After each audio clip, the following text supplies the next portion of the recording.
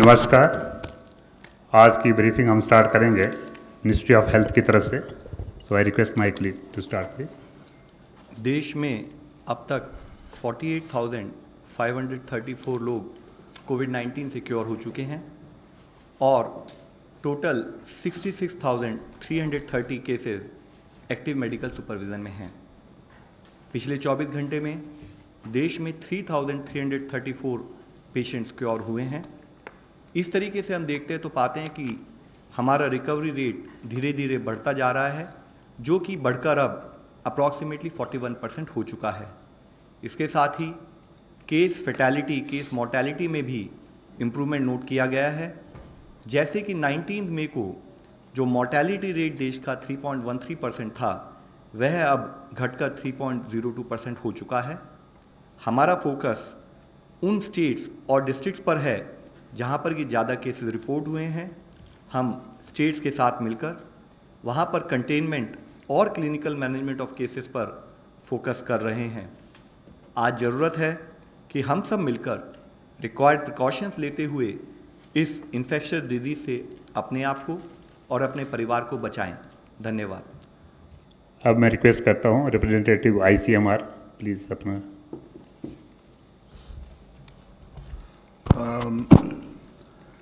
आज दोपहर को 1 बजे तक 27,55,714 टेस्ट हुए। आज चौथा दिन था जब 1 लाख के ऊपर फिर टेस्ट हुए एक दिन में।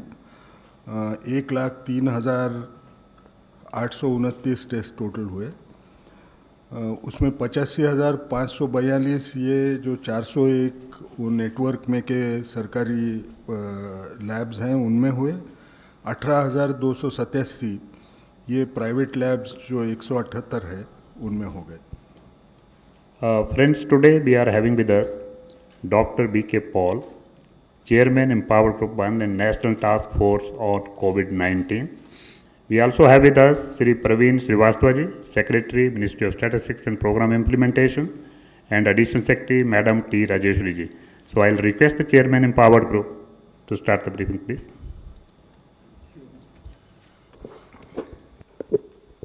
धन्यवाद। आज हम कोविड-19 की जो भारतवर्ष की फाइट है, लड़ाई है, जद्दोजहद है, उसका एक जायज़ा लेंगे और देखेंगे हम इस जर्नी में कहाँ तक पहुँचे हैं एज अ बिग पिक्चर, और आगे हम किस तरफ जाएंगे, इस लड़ाई को हम कैसे आगे लेके जाएंगे। आज एक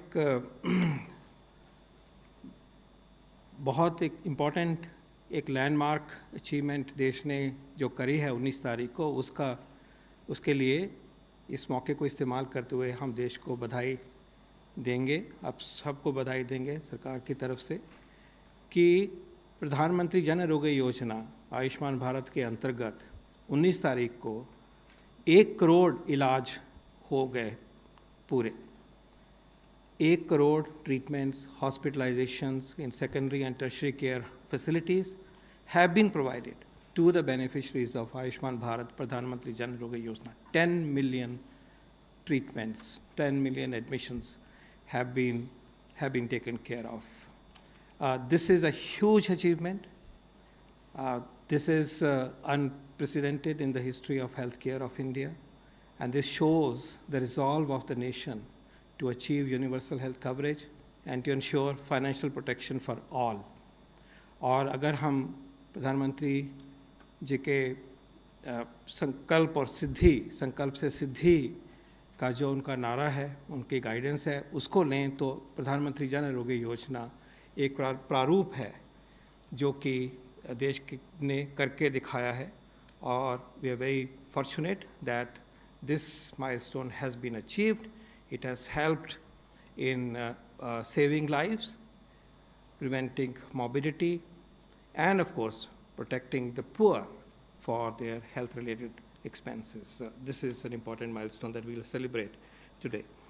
Also, the other component of Ayushman Bharat, Health and Wellness Centers, that mission is also moving very effectively, very rapidly, and I'm pleased to say that 40,000 health and wellness centers have been commissioned till date, and more on that will be shared at some point. Thank you. Next one, please. आज हम इस एक महान एक फैसला जो हुआ public health के लिए भारत में, जो एक बहुत बड़ा फैसला लिया गया और देश ने उसको निभाया, लॉकडाउन का फैसला जिसके हम 4th फेज़ में हैं, उससे जो हमें गेन्स हुए हैं, हमें जो फ़ायदा मिला है पेंडेमिक को कंट्रोल करने का और अपनी तैयारी पूरी करने का, उसको हम आपके सामने संक्षिप्त में प्रस्तुत करेंगे।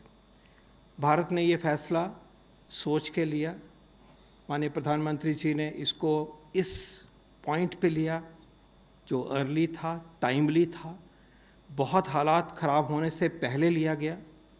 बहुत सारे देशों ने ये फैसले लिए, लगभग सारे ही देशों ने लिए, एक तरह से ये कहा जा सकता है जब ये फैली है एपिडेमिक, लेकिन बहुतों ने लेट लिया, देर से लिया और उसका अलग तरह का नुकसान उन्हें झेलना पड़ा।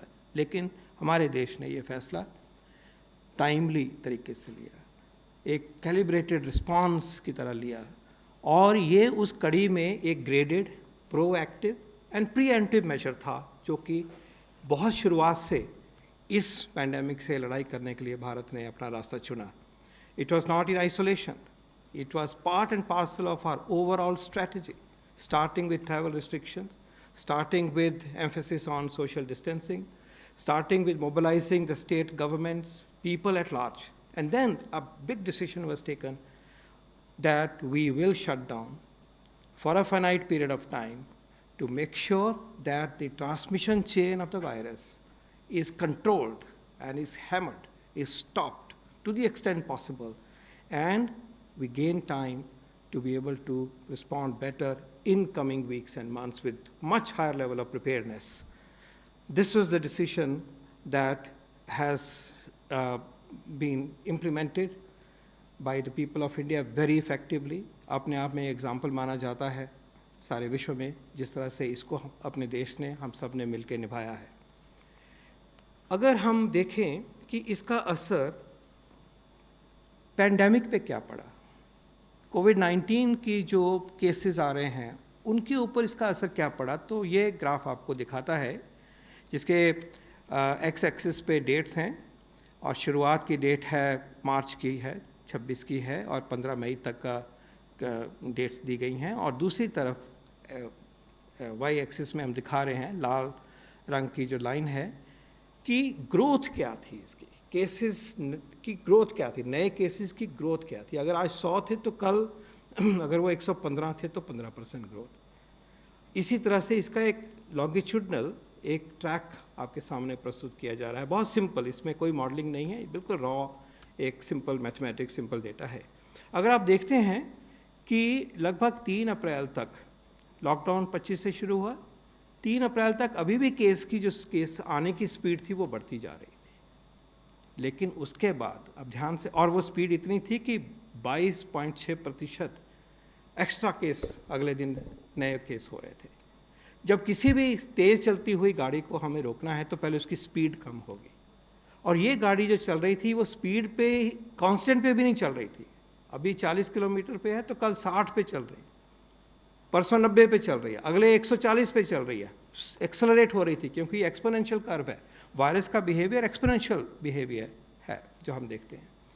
तो उसको स्पीड को कम करने के लिए आप देखिए कि 4 अप्रैल के लगभग के बाद में स्पीड में क्लियर एक डिक्रीज आती है, और आप ये भी देखेंगे कि शुरुआत के 15-20 दिन तक इतनी स्टीप डिक्लाइन दिखाई दिया जा रहा है, उसके बाद ये सेटल हो रही है, सेटल हुई है, और हम 5.5 के लगभग जो ग्रोथ परसेंट है उसके ऊपर आ गए, जो कि मान लीजिए पहले 15 था या 18 था या 22 भी रहा था। तो ये दर्शाता है कि जो वायरस की बढ़ने का जो प्रोग्रेशन था उसको देश ने मिलकर रोका, और this is timed to the lockdown implementation as you can see. हाँ, ये बात सही है कि इसके बावजूद भी केसेस बढ़े, और जो लाइट ब्लू लाइन्स हैं दिखाती हैं कि केसेस बढ़ रहे हैं, लेकिन एक्सपोनेंशियल ग्रोथ में ये रहेगा। लेकिन आप ये सोचिए कि अगर वो स्पीड वही होती जो 15 और 22% वाली थी तो ये नंबर कहाँ पहुँचा होता है। इससे पहले कई बार हमने डबलिंग टाइम की चर्चा करी है, ये उसी का ही दूसरा रूप है देखा जाए तो। डबलिंग टाइम जब हमने लॉकडाउन शुरू किया देश में तो 3.4 था, ये हम बार बार यहाँ आपके सामने प्रस्तुत कर चुके हैं, और आज हम हैं 13.3 पे हैं। स्लो है, वो डबलिंग जो 3-3.5 दिन में हो रही थी वो आज 13.5 दिन में हो रही है। वो इसी ग्रोथ का एक दूसरा तरफ से अगर देखें तो बात एक ही है। तो स्लो किया गया हम सब ने मिलके, देश ने मिलके, इसमें कोई डाउट नहीं है, और इसके क्लियर रिलेशनशिप है। देखिए 12 दिन लगते हैं एक कोई भी मेजर हम लेते हैं इस पैंडमिक में, क्योंकि केसेस पहले इन्फेक्ट होते हैं, फिर बीमारी बढ़ती है, फिर वो फ्री होते हैं, सीरियस होते हैं, या डेथ होती है ओकेजनली, या ठीक होते हैं।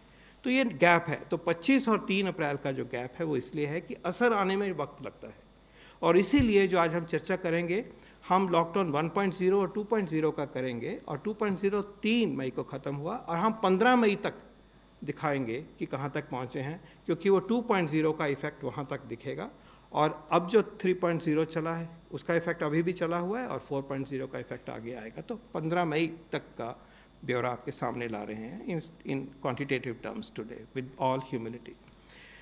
आगे अगर इसी को हम सिंपली एक ब्रीफली कहें कि डेथ्स की कितनी स्पीड से बढ़ोतरी हो रही थी, तो वही जो मैथमेटिक्स है उसको आप देखिए कि डेथ्स की स्पीड यहाँ पे थी, और जैसे जैसे लॉकडाउन 5 अप्रैल का इफ़ेक्ट आना शुरू हुआ, गिरना शुरू हुआ, और हम नीचे उसमें जाके सेटल हुए हैं। क्लियरली प्री लॉकडाउन सिचुएशन और पोस्ट लॉकडाउन सिचुएशन में बहुत अंतर है, ये दिखाई दे रहा है। तो सिंपल तरीके से आप देखें तो स्पीड जो वायरस की फैलने की थी उसको अच्छी तरह से रोकने में हम सक्षम हुए हैं, और इसी बात को आगे बढ़ाते हुए प्रवीण श्रीवास्तव जी हमें समझाएंगे कि हम कंट्रोल करने में और केसेस को काबू में लाने में कहाँ तक सक्षम हुए हैं। इसको और सोफिस्टिकेटेड तरीके से मॉडलिंग एक्सरसाइजेस के द्वारा जो हमें समझ आ रही है इस स्टेज पे, जो डेटा अवेलेबल है उसके बेस पे हम आगे बढ़ेंगे। इन्फॉर्मेशन समझ आती है और वायरस के बिहेवियर के बारे में, एपिडेमिक के बारे में, और रिफाइनमेंट आएगा। लेकिन आज जो पिक्चर एक एनालिटिक बेसिस के ऊपर हम आपके सामने लाना चाहेंगे। मैं रिक्वेस्ट करूंगा प्रवीण श्रीवास्तव जी, आप सेक्रेटरी हैं ministry of statistics and programme implementation, आप प्लीज़ हमें आगे बताएं। Thank you doctor Paul. And जैसे डॉक्टर पॉल साहब ने बताया कि इज इट ऑन कि पूरे जनता की, सरकार की कोशिश से जो लॉकडाउन का इम्पैक्ट आया है वो आंकड़ों में आपने देखा है। इसके अलावा हम लोग ने क्या किया कि कुछ एक्सपर्ट्स को, इंडिपेंडेंट एक्सपर्ट्स को भी जो पब्लिकली अवेलेबल डेटा था वो शेयर किया, और सब ने अपना इंडिपेंडेंट मॉडल्स बनाए। तो वो मॉडल्स का ब्यौरा हम देना चाहेंगे, और उसमें क्या क्या उनके एस्टिमेट्स आ रहे हैं उसके हिसाब से हम लोग कंपेयर करेंगे, एंड फिर आपको बताएंगे कि लॉकडाउन का इम्पैक्ट कैसा हुआ उससे। तो शुरू करने से पहले मैं ये बताना चाहूँगा कि मॉडल्स जो बनते हैं वो डेटा बेस्ड होता है, और जो पब्लिकली अवेलेबल डेटा है वही यूज़ किया सबने। और मॉडल्स कई तरीके होते हैं, स्टोकेस्टिक होते हैं, डिटर्मिनिस्टिक होता है, प्रोबेबिलिस्टिक, रिप्रोडक्टिव, बहुत सारे होते हैं scientific models.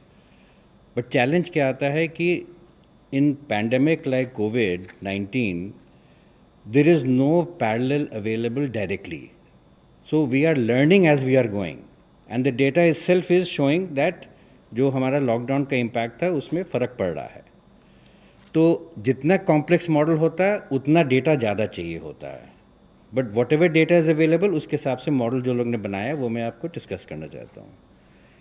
Boston consulting group के बारे में आपने सुना होगा, इन लोग ने भी एस्टिमेट किया है। इनका थोड़ा एडवांस मॉडल है, साइंटिफिक है। It's not that others are not scientific, but इन लोग ने 2 अप्रोच लिए हैं, 2 सिनेरियोज लिए हैं कि रिप्रोडक्शन रेट कैसा चेंज हो रहा है। उसके बेस पे इनके जो आंकड़े आ रहे हैं 36 लाख से 70 लाख के केसेस हो सकते थे अगर लॉकडाउन नहीं होता, और live saved would have been between 1.2 lakhs to 2.1 lakh. Bottom right में आप देख रहे हैं ये जो बॉक्स है वो उसमें आपके आंकड़े दिख रहे हैं। दूसरा फिर हम लोगों ने public health foundation of India को रिक्वेस्ट किया था, इन लोग ने भी एस्टिमेट्स किए हैं। इन लोग ने डेथ पे फोकस किया है, तो डेथ रेट्स के हिसाब से इनके हिसाब से ये जो आ रहा है करीब 78,183 डेथ्स अवॉइड किए हैं। सो इमेजिन हमारा कहाँ आंकड़े आज हैं एक्चुअल में और कितना मॉडल बेस्ड एस्टिमेट से आ रहा है। तीसरा जो है दो इंडिपेंडेंट इकोनॉमिस्ट हैं, इन लोग ने भी स्टडी किया और एक मॉडल लगाया है और अजम्पशंस दिए हुए हैं इसमें स्लाइड्स में, बट ब्रॉडली ये बता रहे हैं कि करीब 23 लाख केसेस को अवॉइड किया है। मतलब जो अभी हमारे जो आंकड़े हैं उससे उसके जगह पे 23 लाख और बढ़ता, और डेथ्स थे करीब 68,000 और होते कंपेयर टू 3,000 और जो हमारे हैं। Next, we had approached some independent experts. Some of them were retired scientists from the National Institute for Medical Statistics. इन लोग ने भी estimate किया independently, सबका independent estimates हैं। इनके हिसाब से करीब 15.9 लाख केसेस हम लोग ने अवॉइड किए हैं और डेथ्स करीब 51,000। सो आप देख रहे हैं थोड़ा वेरिएबिलिटी है। इसके बाद हमारे मंत्रालय ने इंडियन स्टैटिस्टिकल इंस्टीट्यूट के साथ मिलकर काम किया एंड हम लोग ने देखा करीब 20 लाख डेथ्स अवॉइड किए हैं, 20 लाख केसेस अवॉइड किए हैं और डेथ्स अवॉइड है 53,000, 54,000 रफली। तो अगर आप इसका समरी देखें जो आपको इकट्ठा बताएगा, बाय एंड लार्ज कुछ के एस्टिमेट्स लाखों में हैं, पहला वाला और बढ़ के है। सो व्हाट वी फाउंड कि हमने जो सिंपल मॉडल लगाया उसके हिसाब से भी 14 लाख से 29 लाख तक के केसेस हम लोग ने अवॉइड किए हैं और बाकी जितने एस्टिमेट्स हैं उसी रेंज के अंदर आ रहा है। सिमिलरली जो डेथ्स अवॉइड किए हैं, this can vary between 37,000 to 78,000 and all the deaths that have been reported except for the first one is within that reasonable range. तो हम लोग ये कहना चाह रहे हैं कि ये जो estimates हम लोग ने बनाए 95% confidence level पे ये पाया गया कि most of the deaths that could have been averted, the cases that could have been averted are well within a reasonable estimate of different models by independent researchers. So we have full confidence कि जो modeling की गई है it would have shown you कि lockdown अगर नहीं होता तो कितने cases और होते। So this is the confidence that we have that the lockdown with the full cooperation of the public has paid rich dividends. So overall, summarizing once again, these are the figures that we are informing to the public, that we have averted anything between 14 to 29 lakhs of cases and deaths between 37,000 to 78,000. Now this gives us confidence that we are on the right track, and with the containment measures, the way we are opening up the economy, the way the people have been sensitized, it will have a significant impact on the outcomes of the measures. Now I hand over the mic back to Dr. Paul to continue the presentation. Thank you. Thank you very much, sir. So this is the summary, which is encompassing the other three models broadly, और clear direction भी clear है, and size of impact इन दो parameters पे clear है, और इसको हम लेके चल सकते हैं आगे। और अगर हम देखें इस तरह से, अगर देखें कि लाइफ सेव्ड और पेंडेमिक कंट्रोल में हमने क्या अचीव किया, इसको समराइज करते हुए, जान कितने बचे और पेंडेमिक जो चले जा रही है उसको पकड़ में लाने के लिए हमने क्या 3 चीज़ें अचीव करी हैं। आप देख रहे हैं कि दर्शाता है कि a large number of deaths have been averted. Ultimately pandemic का जो असर है, जिसको कि हिस्ट्री में फिर लिखा जाएगा, कहा जाएगा, वो यही है कि मौतें कितनी हुई। लॉकडाउन की वजह से ये बहुत बड़ा मेजर था, देशव्यापी था, आसान फैसला नहीं था, लेकिन अगर हम देखें कि उसकी वजह से डिज़ीज़ की ट्रांसमिशन जब रुकी तो हम एस्टिमेट कॉन्फिडेंटली कह सकते हैं कि हज़ारों डेथ्स पोटेंशियली हो सकती थी इस पीरियड में, लगभग 2 महीने और थोड़ा सा कम समय में ये हो सकता था, और ये नहीं हुआ। और जो एस्टिमेट आपके सामने एक सिस्टमैटिक तरीके से लाया जा रहा है, all estimates are prone to assumptions, all estimates can be refined with increased information, but it is a picture that you can see coming from multiple models. We can say that 37 to 78,000 deaths would have been averted, हुई नहीं, हो सकती थी इस बीमारी के फैलने से। दूसरी बात जो सामने आ रही है, केसेस कितने हो जाते, उन केसेस की जो गिनती की गई है वो उसी तरीके से की गई है जैसे कि हम कंफर्म केसेस को रिपोर्ट करते हैं। हम ये भी जानते हैं कि इन केसेस के बाहर भी एक एसिम्प्टोमेटिक केसेस और हो सकते हैं, क्योंकि हम एसिम्प्टोमेटिक को टेस्ट नहीं करते, वो नहीं पता। लेकिन जिस तरह से ये गिनती की जाती है और आपके सामने लाया जाता है, वही नंबर हमने अपने मॉडल्स के पास अवेलेबल था, उन्होंने इस्तेमाल किया और MOSPI ने इस्तेमाल किया। तो उसको अगर देखते हैं तो 14 से 29 लाख केसेस तक बचत दिखाई देती है। अगर इसका मिडिल नंबर आप देखना चाहेंगे, और वो आता है यहाँ पे नीचे वाले रो में 20 लाख मिडिल में आ रहा है केसेस जितने बचे, और उसके अराउंड है 14 से 29, और 54,000 आता है, और 37 से 78,000। तो ये कहा जा सकता है विद रीजनेबल कॉन्फिडेंस कि बहुत सारे केसेस होने से, लाखों केसेस नहीं हुए, क्योंकि सबने एक फैसला लिया कि हम घर के लक्ष्मण रेखा को पार नहीं करेंगे। हमने फैसला लिया कि हम डिस्टेंसिंग करेंगे। हमने और भी फैसले लिए कि आप मास्क पहनेंगे। कंटेनमेंट की जद्दोजहद और तेज़ हुई, जहाँ बीमारी गई उसको रोका। सारा कुल मिला के जो लॉकडाउन का फेज़ हुआ, जिसमें लॉकडाउन ने मौका दिया इन चीज़ों को आगे बढ़ाने के लिए, और सबसे बड़ी बात कि वायरस के लिए एक डिस्टेंस क्रिएट कर दिया गया। वायरस एक से दूसरे को लगता है, और लॉकडाउन में हमने उसके लिए मुश्किल कर दिया, क्योंकि स्टैटिक हो गया काम, दूरी बढ़ गई, सोशल डिस्टेंसिंग एक ऑलमोस्ट परफेक्ट तरीके से होनी शुरू हो गई।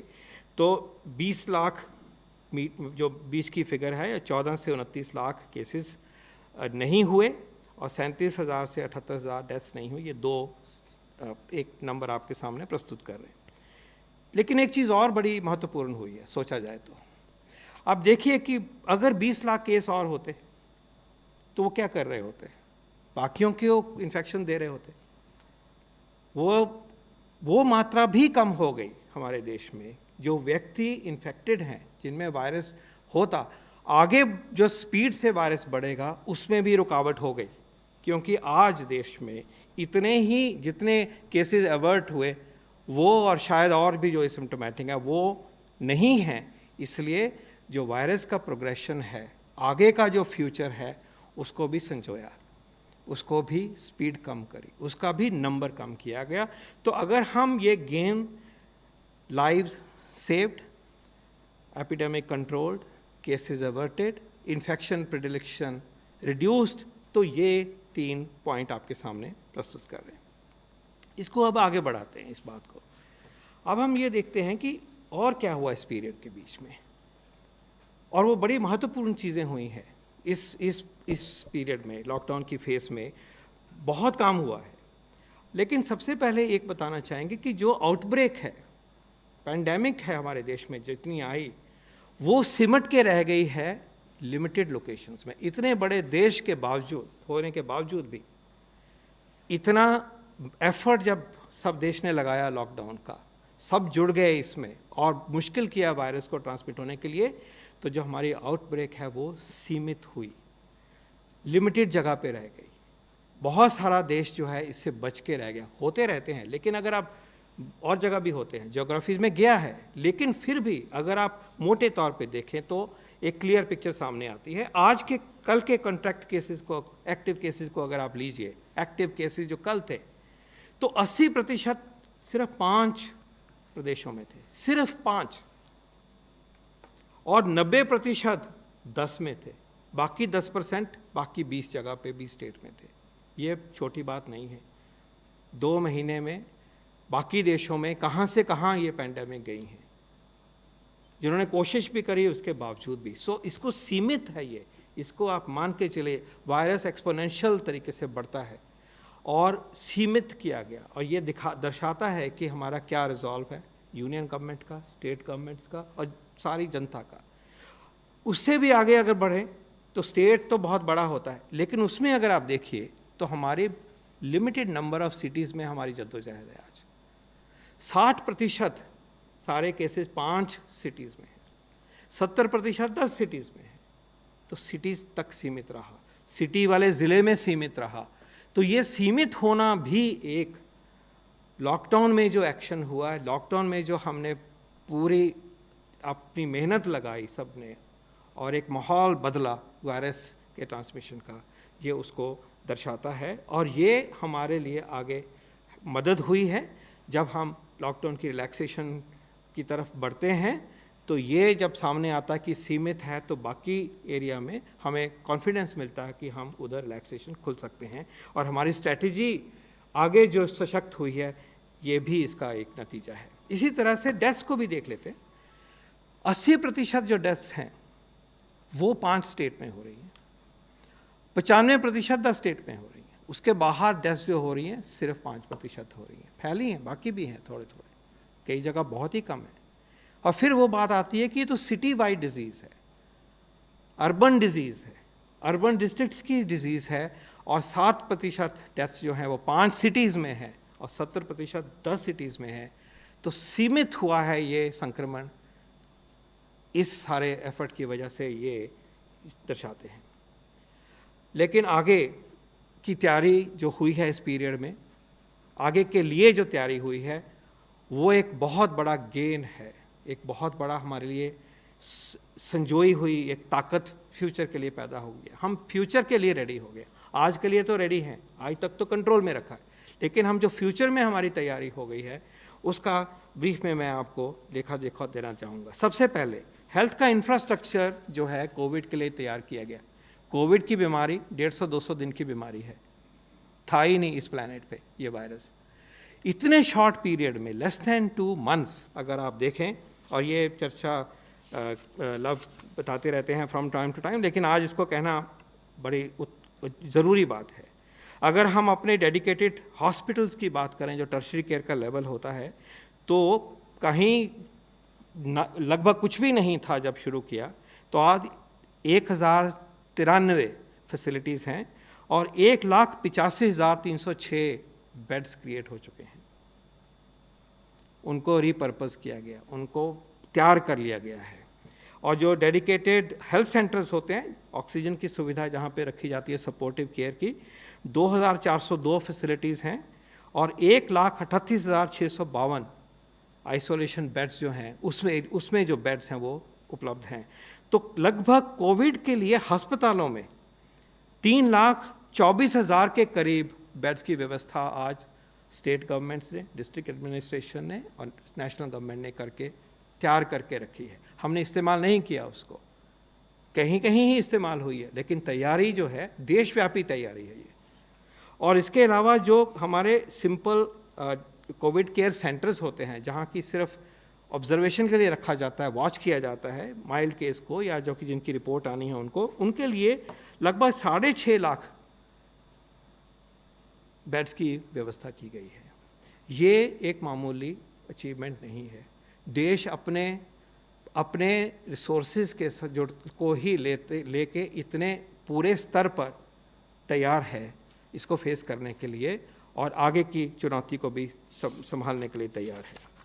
इसी तरह से अगला हम कहें कि ट्रेनिंग, ह्यूमन रिसोर्सेज की बात है, सबको जोड़ा गया है। मेडिकल फ्रेटर्निटी को जोड़ा गया है, आयुष फ्रेटर्निटी को जोड़ा गया है, नर्सिंग प्रोफेशनल्स को जोड़ा गया है, वॉलंटियर्स को लिया गया है। इतनी बड़ी वर्कफोर्स बनाई गई है, जो थी उसको तैयार किया गया है। अगर मैं एग्जांपल लूँ कि ट्रेनिंग्स कितनी हुई हैं, तो मैं बताना चाहूँगा कि स्टेट की जो ट्रेनिंग्स हैं लगभग 56 lakh trainings have been done, 56 lakh. और अगर वेबिनार्स देखें जो कि हमारे सेंटर्स ऑफ एक्सीलेंस ने बनाए हैं, आईसीएमआर ने बनाए हैं, पीजीआई ने बनाए हैं, सरकार मिनिस्ट्री ऑफ हेल्थ ने बनाए हैं, तो उसमें 24 लाख व्यूअर्स कल तक थे जिन्होंने उनको सुना, और ये काम रोज़ हज़ारों में बढ़ रहा है। एक आई गॉट प्लेटफॉर्म है डिपार्टमेंट ऑफ पर्सनल का, वहाँ पे 8.66 लाख यूनिक यूज़र्स हैं जिन्होंने रजिस्टर किया, और 11 लाख कोर्सेज को उन्होंने कंप्लीट किया है लोगों ने। तो ये ह्यूमन रिसोर्सेज की बात हो रही है कि कैसे ये तैयारी संभव हुई है। क्रिटिकल केयर की ट्रेनिंग की बात करें या कि पीपीई को पहनने की बात करें, हेल्थ वर्कर्स को, सिक्योरिटी के स्टाफ को तैयारी करने की बात करें, तो ये तैयारी संभव हुई है। ये नहीं थी, अगर ये डिल्यूज की तरह इन्फेक्शन आती तो ये तो हमारे पास तैयारी नहीं थी। ये संभव हो पाई है क्योंकि हमने एक बड़ा फैसला लिया। टेस्टिंग कैपेसिटी की बात आप रोज़ आईसीएमआर आपको अपडेट करते हैं, जैसे आपको कहा गया 1 लाख से ज़्यादा टेस्ट हो रहे हैं हर दिन, और जैसे आज अपडेट किया गया है 22 लाख के लगभग टेस्ट हुए हैं। तो ये अपने आप में एक नमूना है। 522 लेबॉरेटरीज क्रिएट हुई हैं पिछले 8-10 हफ्तों में, अगर आप ये लेके चलें। इसी तरह से सप्लाईज़ की बात होती है, उसका भी आज ब्यौरा एक बारी देना चाहिए। पीपीईज़ की बात करें तो लगभग 30 लाख पीपीईज़ जो हैं वो स्टेट्स को दे जा चुकी हैं। 109 डोमेस्टिक मैन्युफैक्चरर्स आ गए हैं जो कोई भी नहीं थे ही नहीं, दूसरे व्यवसाय में थे, और उन्होंने 109 डोमेस्टिक हमारे देश के मैन्युफैक्चरर्स हैं, और उनकी कैपेसिटी मुझे बताया गया है कि 3 लाख पर डे अब हो गई है। बाहर से भी लिए मंगाए जा रहे हैं और इसकी कमी भी पूरी की जा रही है। इसी तरह से N95 जो स्टेट्स के पास 43 लाख N95 मास्क दिए जा चुके हैं, इसी तरह से वेंटिलेटर्स की कमी को भी पूरा करा जा रहा है बड़ी तेज़ी के साथ। और ये भी सीखा हमने कि वेंटिलेटर की नीड जो है वो कोविड के पेशेंट में उतनी ज़्यादा नहीं पड़ती जितनी कि हम शुरू में सोच रहे थे। उसकी चर्चा भी कभी करेंगे। तो सप्लाईज़ बढ़ी, इक्विपमेंट बढ़ा, ऑक्सीजन अवेलेबिलिटी पहुंची है हर छोटी जगह पे भी। इसी तरह से एक बहुत इम्पॉर्टेंट काम हुआ जो कि साथ साथ करना पड़ा, क्योंकि ये एक वायरस ऐसा है जो पहले तो था नहीं, इसकी गाइडलाइन तो बनी ही नहीं थी। ये कोई टीबी जैसी बीमारी या डायरियल डिजीज़ नहीं है बच्चों की कि गाइडलाइन बनी हो। तो जैसे जैसे ज़रूरत पड़ी बहुत तेज़ी के साथ ट्रीटमेंट गाइडलाइंस की चाहे बात हो, चाहे सर्वेलेंस गाइडलाइन की बात हो, टेस्टिंग गाइडलाइन की बात हो, पेशेंट केयर की बात हो, नर्सिंग केयर की बात हो, प्रोटेक्शन की बात हो, एनवायरनमेंट में कैसे लुक आफ्टर, ये सारी गाइडलाइन तेज़ी के साथ मिलजुल के साइंटिफिक तरीके से बनाई गई, उनको तैयार किया गया, उनके ऊपर कंसेंसस बनी और उनको अडॉप्ट किया गया, प्रैक्टिस किया गया, सर्कुलेट किया गया और ज़मीनी स्तर तक उनको पहुंचाया गया। ये बहुत इंपॉर्टेंट बात है। हमने अपने तरीके से किया, हमने बनी बनाई बोरो करके किसी के लेके कट पेस्ट नहीं किया। इसी तरह से रिसर्च एंड डेवलपमेंट की रिस्पांस आपको मालूम है, ये चर्चा हो चुकी है यहाँ पे। अपने जो डायग्नोस्टिक किट बनने शुरू हो गए हैं, 4, 5, 6, 7 कंपनीज़ ने बनाने शुरू कर दिए हैं, और हमारी जो इंडिजिनस कैपेसिटी है अगले 6-8 हफ्ते के अंतर्गत 5 लाख डेली किट्स की संभव होने वाली है। इस स्पीड से ये इंडिजिनस है, जो कभी था ही नहीं, वो हो गया। वायरस को कल्चर किया आईसीएमआर ने, उसी वायरस को लेके अब वैक्सीन बनाने की तरफ बढ़ गए हैं। कम से कम 5 कंपनीज़ हैं और कम से कम 4, 5, 6 हमारे साइंटिस्ट हैं जो कि नेशनल लेबॉरेटरीज़ में आज जूझ रहे हैं और 24/7 मेहनत कर रहे हैं कि हम वैक्सीन की लड़ाई में सबसे आगे रहें, अग्रसर हों और करके दिखाएं। ड्रग ट्रायल्स हुए हैं, सॉलिडारिटी ट्रायल WHO का है, वो चालू हो गया है। फ्लेविपिरावीर एक दवाई है, ओरल है दवाई, उसका ट्रायल हो गया है। एक फाइटोफार्मास्यूटिकल है, इंडिजिनस है, देश में बना, उसका ट्रायल शुरू हो गया। ऐसे और भी ट्रायल चालू होंगे। सीरो एपिडेमियोलॉजी का काम आईसीएमआर ने बहुत ज़ोरों से उठाया है, लगभग 60-70 ज़िलों में। उसका रिपोर्ट आएगी तो हमें समझ और भी आएगी इस बीमारी के बारे में, इस वायरस के बारे में, और हम आगे बढ़ पाएंगे। ये एस्टिमेट्स के बारे में भी रिफ़ाइन करेंगे और इसकी स्ट्रैटेजी आगे क्या होने में, उसमें बहुत बहुत मदद हमें मिलेगी। इसी तरह से टेक्नोलॉजी के स्तर पे भी वेंटिलेटर बने हैं देश में और टेक्नोलॉजीज़ बनी हैं। एक वेरी मैसिव रिस्पांस, और इसमें हमारी स्ट्रेंथ है क्योंकि हमारे पास इंडस्ट्री है, हमारे पास रिसर्च ऑर्गेनाइजेशंस हैं, हमारे पास IITs हैं, हमारे पास नाइपर्स हैं। तो ये एक जो रिस्पांस माउंट हुई है वो देश के लिए ही नहीं है, ये सारे विश्व के लिए है। और ये तैयारी भी इसी 2 महीने में हुई है जिस कालखंड के बारे में आज हम आपस में चर्चा कर रहे हैं। एक बड़ी interesting tele and digital push हुआ है। आरोग्य सेतु एक हमारा कवच है, हमें मदद करेगा अपने आप को बचाने की, हमारी कम्युनिटी को बचाने की, डिजीज़ को सर्वेल करने की और काबू में लाने की। ये एक अतुल्य शस्त्र है हमारे पास, और मुझे खुशी है बताने में कि 10 करोड़ से भी ऊपर व्यक्ति जो हैं इसमें आज जुड़ गए हैं। एक अच्छा चीज़ हुई है और टाइमली हो गया कि टेलीमेडिसिन की मूवमेंट हमारे देश में एकदम से तेज़ी से बढ़नी शुरू हो गई है। टेलीमेडिसिन की guideline board of governors of medical council of India ने दी, वो पहले से ही तैयार हो रही थी। बिल्कुल लगभग पहले दूसरे दिन ही लॉकडाउन के उनको लागू किया गया है। उससे एक फ्रेमवर्क मिलता है, लीगल एथिकल फ्रेमवर्क मिलता है, जिसमें कि हम टेलीमेडिसिन सेफली पेशेंट और डॉक्टर के बीच में हो सकती है। और ये इतनी तेज़ी से आगे बढ़ी है, एक तरह से रेवोल्यूशन हो रही है। और इसमें ई संजीवनी का प्लेटफॉर्म बना है। ये अपने आप में ही अच्छी चीज़ है और इतना टाइमली इसका यूज़ हुआ है, ये भी अपने आप में एक इम्पॉर्टेंट लैंडमार्क मैं कहूँगा। इसी तरह से आगे ब्रीफली समाप्त करने की तरफ बढ़ रहा हूँ। एक इंटरेस्टिंग चीज़ ये भी है और बहुत यूज़फुल चीज़ है, हमारे हेल्थ केयर वर्कर और हमारे फ्रंट लाइन वर्कर्स को इस पीरियड में, जबकि बीमारी इतनी नहीं फैली हुई, काम करने से एक्सपीरियंस मिला, कॉन्फिडेंस हुआ, उनके SOPs बने, और आगे जब ये चीज़ें लंबी देर तक जाएंगी, सीवियर भी हो सकती हैं, तो फेस करने के लिए कॉन्फिडेंस मिला है। हमने क्लिनिकल ट्रीटमेंट को सीखा कि ऐसे पेशेंट्स को कैसे मैनेज करते हैं। हमें समझ आई जैसे कि ऑक्सीजन ट्रीटमेंट बहुत ज़रूरी है, जल्दी करेंगे तो मोर्टेलिटी लो है, और देश ने लो मोर्टेलिटी को दिखाया करके, उसके ऊपर मैं भी 1 मिनट में आ रहा हूँ। लेकिन क्लिनिकल एक्सपीरियंस से समझ आई हमें, हमारा कॉन्फिडेंस बढ़ा कि इस तरह से हम कैसे मैनेज करें। टेलीमेडिसिन के द्वारा ये एक्सपीरियंसेस को एक दूसरे के साथ शेयर किया जा रहा है, रीजनल लेवल पे, लोकल लेवल पे, इंटरनेशनल इंस्टीट्यूशनल लेवल से, और ये कॉन्फिडेंस आता है कि हम ऐसे पेशेंट्स को मैनेज कर सकते हैं। और एक बहुत बड़ी बात जो देश दिखाता है, मोर्टेलिटी जो हुई भी है वो रेट इतना लो है कंपेयर टू अदर कंट्रीज़ कि हम बचे हैं बहुत हद तक। और ये जैसे 2.13 कोविड डेथ्स पर मिलियन है देश में, चाइना में 3.34 थी, और यूके में 519, हम क्या हैं 2.13। इसको संजोना है हमने, और इस पीरियड ने हमें इसको इतने लो लेवल पे रखने में हमें पूरी सहायता मिली और संभव हो पाया है। इसी तरह से अगर आप सोचिए कि एक वैक्सीन जो है वो 12 महीने के बाद ही आना था, जो नई दवाई 12 महीने के बाद आनी थी, तो इन 2 महीनों में डिजीज़ को कंट्रोल करा, लो मोर्टेलिटी रखी, तो हमारा जो इंतज़ार का पीरियड है वो 10 महीने रह गया। हम उस तरफ जाने के लिए भी देश जो है बेटर पोजीशन में हो गया। अगर ये नहीं होता, ओवरवेलमिंग इन्फेक्शन फैल रही होती, तो हमारा नुकसान हो चुका होता। उस नुकसान को बचाते हुए हम आगे फ्यूचर में भी बेटर आउटकम के लिए पहुँचे हैं। और अबव ऑल जो कि देश ने करके दिखाया, एक स्ट्रॉन्ग सर्वेलेंस सिस्टम, कंटेनमेंट करी गई, कॉन्टैक्ट ट्रेसिंग करी गई देश में जगह जगह पे जाके, उसका जिक्र मैंने पिछली कॉन्फ्रेंस में भी आपसे करा था। This has been a great strength of India. Next one,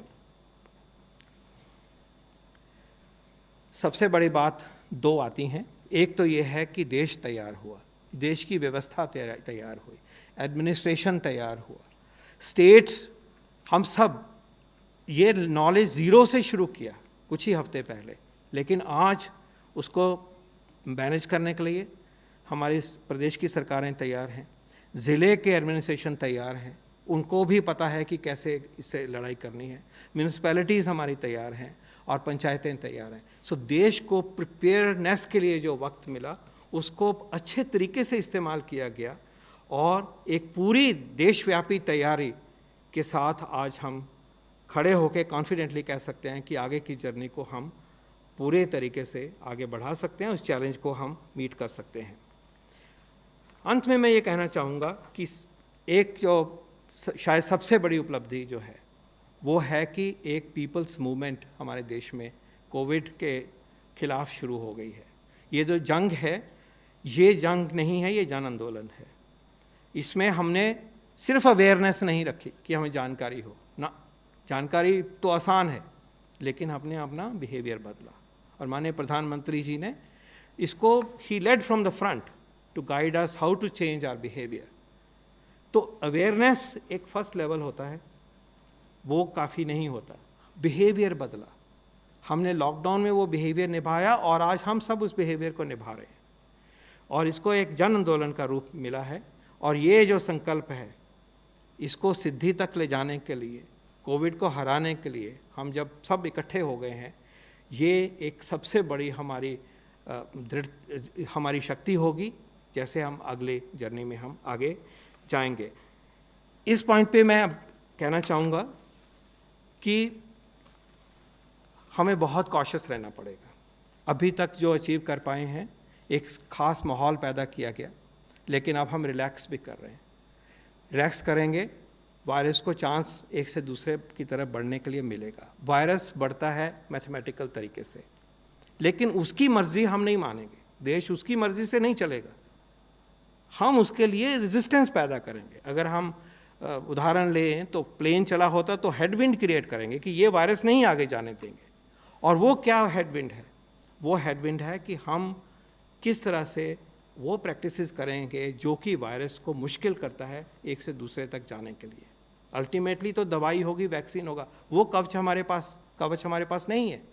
लेकिन हम वायरस को आगे जो उसकी पुश है, उसको उल्टी तरफ रोकने के लिए जो हम अपने सोशल डिस्टेंसिंग के स्टेप लेंगे, उसमें हम कोई भी ढील नहीं दे सकते। ये वायरस अभी घूम रहा है, हम अभी एक्सपोज नहीं हुए हैं, हमारे पास हर्ड इम्यूनिटी नहीं है, इसलिए हमें चौकन्ने रहना है, हमें और तैयारी करनी है। और इस वायरस के बारे में हम बहुत कुछ चीज़ें अभी जानते भी नहीं, इसलिए अनसर्टनिटी भी बढ़ जाती है।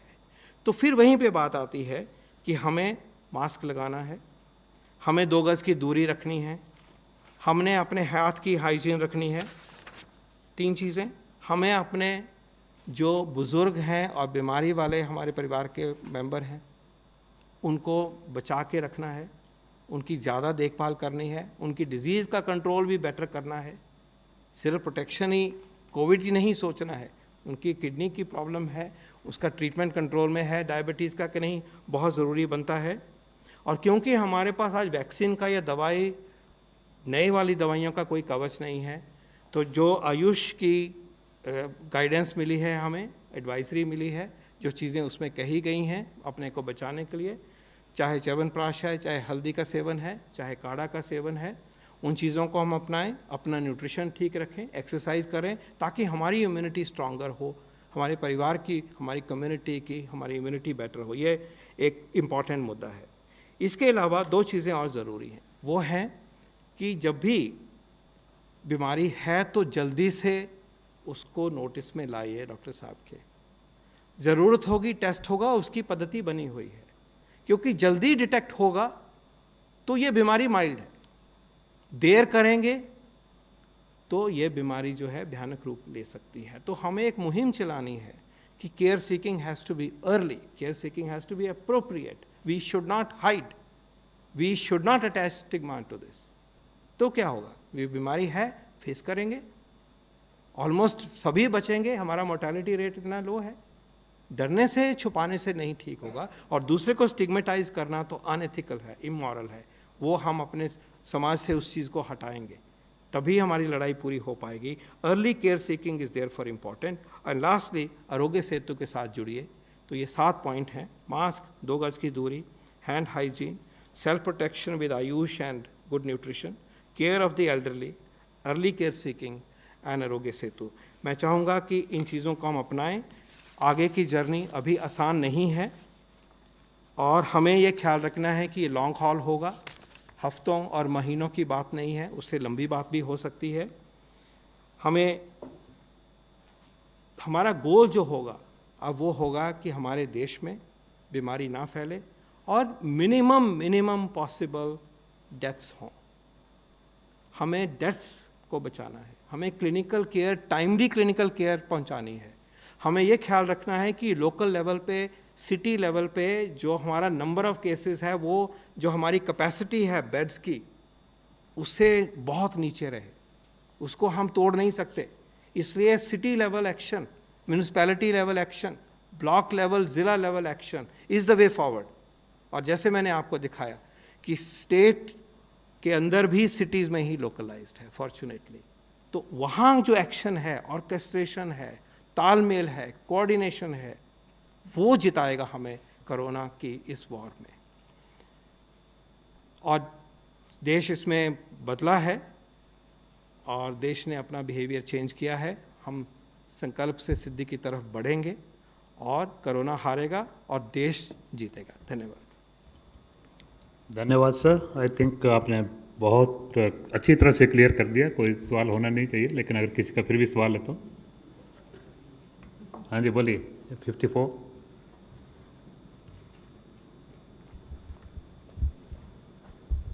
पॉल सर, आपसे 2 सवाल है। मैं प्रशांत हूँ एबीपी न्यूज़ से।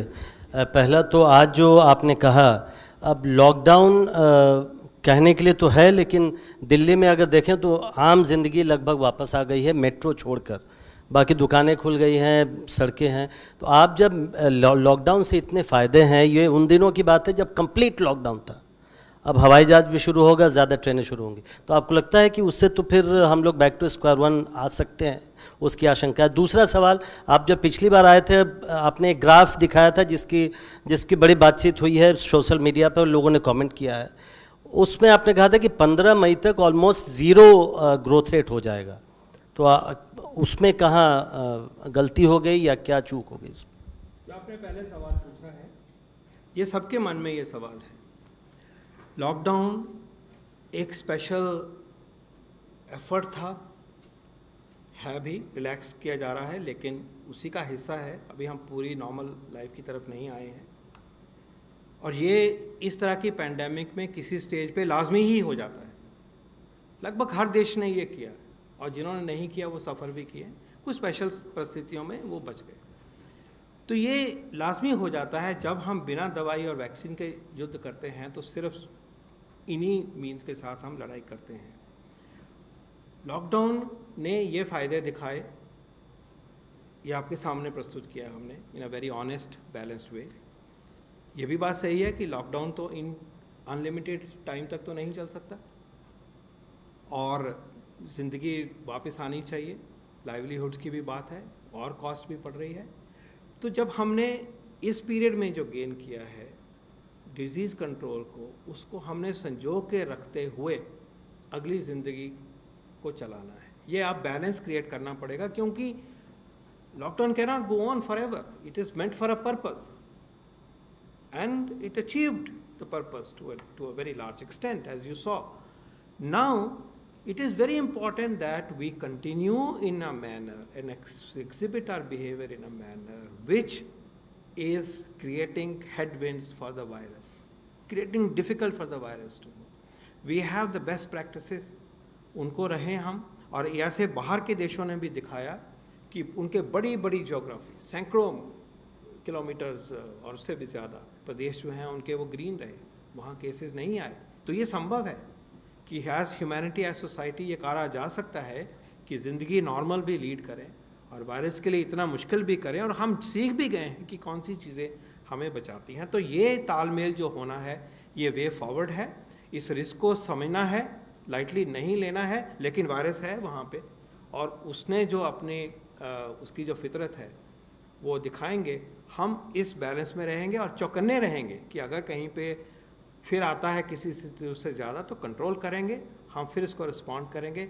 यही वे फॉरवर्ड है। और जो दूसरी बात आपने करी है, वो एक ग्राफ दिखाया गया था, हम उस दिन शेयर कर रहे थे कि जो उस दिन की सिचुएशन थी, महीने के ऊपर जैसे हम देख रहे थे स्लो होना शुरू हो गया था और हमने ये भी कहा था कि आगे स्लो होना चाहिए। लेकिन जो ग्राफ में जो वो लाइन थी वो एक मैथमेटिकल ट्रेंड लाइन है, और जब हम ऐसे मैथमेटिकल डेटा दिखाते हैं तो हमारी ड्यूटी होती है कि उसके जो बेसिस है वो दिखाया जाए। एक ये कस्टमरी है, साइंटिफिकली अप्रोप्रिएट प्रिंसिपल है कि ट्रेंड लाइन को दिखाते हैं। लेकिन आप उस ट्रांसक्रिप्ट को चेक करिए, ना किसी ग्राफ पे से ज़ीरो वर्ड है, ना मैंने कहा कभी उस दिन किसी भी स्टेज पे कि ज़ीरो होगा बाय अ पर्टिकुलर डेट। ये सब मन में बनती गई चीज़ें, मैं कहूँगा कि प्लीज़ उसको आप इसी परिप्रेक्ष्य में लीजिए कि आपको फैक्चुअल इन्फॉर्मेशन दिखाई गई। कोई क्लेम नहीं कहा गया कि इस डेट तक ज़ीरो होगा, यही कहा गया कि स्लो हुआ है, आगे देखते हैं। और ये क्लेम बिल्कुल नहीं था, और मैं चाहूँगा कि प्लीज़ इसको आप करेक्शन होनी चाहिए, और जो गलत फहमी हुई है उसके लिए I feel sorry and I apologise, but वो नहीं था, कन्वे करने का बिल्कुल मतलब नहीं था। और मैं भी चाहूँगा कि आप भी प्लीज़ इस तरह की चीज़ों को सुन भी लीजिए कि ट्रांसक्रिप्ट पे ऐसे था कि नहीं था। But I am grateful that आपने इतने ध्यान से उस दिन चर्चा सुनी, और आज भी आपने हमें मौका दिया। 116 yeah. पॉल सर, मेरा नाम कुमार कुंदन है। मेरा सवाल ये है कि आपने जितने स्टैट दिखाए उसमें ये बताया कि लॉकडाउन हुआ उसकी वजह से इतने केसेस कम हुए।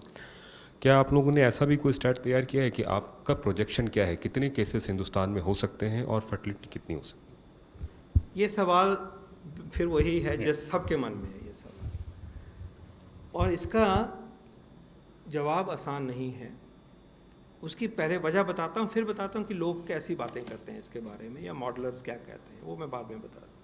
पहली बात तो ये है कि जैसे मैंने कहा, एक फंडामेंटल प्रिंसिपल आप समझ लीजिए कि जो एक्चुअल ट्रेजेक्ट्री होने वाली है वो वायरस के बिहेवियर से या उसके मैथमेटिक्स से नहीं होने वाली। सिर्फ वो अपने तरीके से, मैथ के तरीके से बढ़ेगा बढ़ेगा बढ़ेगा, ये हमें मालूम है, राइट, क्योंकि वो 1 से 2, 2 से 4 पे जाता है। लेकिन उसको जितना हम रोकेंगे, असली ट्रेजेक्ट्री तो उसके बेस पे बनेगी। तो जितना हमने रोकना है वो एक इक्वेशन में फिट नहीं हम कर सकते कि जी हमारी कितनी सोशल डिस्टेंसिंग रहेगी, फिजिकल डिस्टेंसिंग रहेगी, हमारा कितना अपने आप को बचाने का रहेगा, हमारा कितना हैंड हाइजीन रहेगा, हम कितना सर्वेल कर पाएंगे, ये सारा वेरिएबल है। अगर ये परफेक्ट हो तो वायरस रुकेगा, बहुत हद तक रुक जाएगा। लेकिन अगर वो इम्परफेक्ट हो, हम गलती करेंगे, फिर फैलेगा। तो कहने का मतलब यह है कि the real trajectory is dependent not only on the mathematics with which the virus progresses, but also the behavior of the community and the society and people at large, and it is a mix of both. This equation of how we will respond cannot be put into an equation. We can make some guesses. इसलिए इसको truly एक trajectory दिखाना संभव नहीं। लेकिन अगर हम epidemiologist की published literature को देखेंगे और उनके estimates को देखेंगे, तो वो बहुत हाई नंबर भी कहते हैं। जैसे एक एस्टिमेट है, वो कहता है कि ये लॉकडाउन के इम्पैक्ट को कहता है कि 1.72 करोड़ केसेस की बचत हुई है, जो हमने नंबर नहीं दिखाया क्योंकि ये किसी सोर्स से ऐसे आया है, हमने इसके मॉडलिंग नहीं देखी। कहने का मतलब यह है कि बहुत बड़े नंबर भी दर्शाए जाते हैं, उनको आप अपनी तरह से मेजर करिए। ये एस्टिमेट हमने नहीं किया है, और यही कहेंगे कि हम ये नंबर मिनिमम रखेंगे। हम वायरस को आगे बढ़ने का मौका नहीं देंगे, बहुत उसके लिए मुश्किल करेंगे, और जहाँ जहाँ ये आएगा उसको पूरी जान लगा के उसको लिमिट करेंगे, और उसको हम कंट्रोल में लाएंगे, और इफ़ेक्टिवली कंट्रोल में लाएंगे, और मोर्टेलिटी को बचाएंगे। हमारे हेल्थ वर्कर्स की मोटिवेशन और फ्रंटलाइन वर्कर्स की मोटिवेशन को साथ में लेते हुए कंट्रोल करेंगे उसको maximum possible extent. Last question, Neelu Ranjan, Dainik Jagran. Doctor साहब, आपने बिल्कुल लॉकडाउन के जो बताई कि उपलब्धियां रही हैं कि बहुत सीमित क्षेत्रों में सिमट के रह गया है कोरोना, लेकिन अगर हम पिछले कुछ दिनों में देखें तो जहाँ जहाँ पे ये सीमित है, जहाँ पे 80% और 90% केसेस हैं, वहाँ से लाखों की संख्या में लोग निकल के पूरे देश में फैल रहे हैं, और जहाँ जहाँ जा रहे हैं वहाँ नए नए केस आ रहे हैं, वो नई नई चीज़ें आ रही हैं। तो वो जो एक जो नई जो चैलेंज आ रही है, इसको कैसे, मतलब इस पर तो कभी किसी ने सोचा ही नहीं था कि ऐसा भी हो सकता है, कैसे निपटेंगे इससे? देखिए, जब ये हुआ एक ख़ास परिस्थिति में हुआ, लेकिन जब हमने रिलैक्स करना था या होता तो आवाजाही होनी ही थी, और अगर देर करते लॉकडाउन में तब भी ट्रैवल हो रहा होता। तो एक ह्यूमन इशू एक से एंगल है, उसको एड्रेस कर रही है सरकार पूरी सेंसिटिविटी के साथ, संवेदना के साथ और रिस्पॉन्सिबिलिटी के साथ। लेकिन एपिडेमियोलॉजिकली आप बिल्कुल सही बात कह रहे हैं कि एक जगह से जहाँ पे संक्रमण हो दूसरी जगह जाएगा तो फैलेगा। अब आप उसके बारे में उसके SOPs अगर देखें तो कहा गया है कि उनको हम क्वारंटाइन में रखेंगे, उनका हमने टेस्टिंग का भी अलाउ कर दिया है, और पूरी वॉच है हमारे मंत्रालय की और स्टेट के मंत्रालयों की डिपार्टमेंट्स की कि वहाँ अगर कुछ होगा तो कंटेन करेंगे। कंटेन करना रूरल एरिया में इन अ वे ज़्यादा आसान है क्योंकि डेंसिटी ऑफ पॉपुलेशन नहीं है, लेकिन हमने अपने रूरल एरियाज़ को जहाँ तक हो सके इस संक्रमण से बचा के रखना है। अभी नहीं है, हमने उसमें जहाँ तक होगा वहाँ फैलने से रोकना है। इसमें भी कोई डाउट नहीं है कि हमारी पार्ट ऑफ द स्ट्रैटेजी है। तो ये फिनोमिनन होंगे ही, ये रोके जा सकते नहीं है बियॉन्ड अ पॉइंट। लॉकडाउन जैसी सिचुएशन धीरे धीरे रिलैक्स होगी और उसके अंतर्गत अगर ये हुआ है तो जो साइंटिफिक तरीके से, एक्सपीरियंशियल तरीके से इसको रोकना है, कंटेन करना है, उसको करा जाएगा और करा जा रहा है। Thank you very much, sir. Thank you, friends.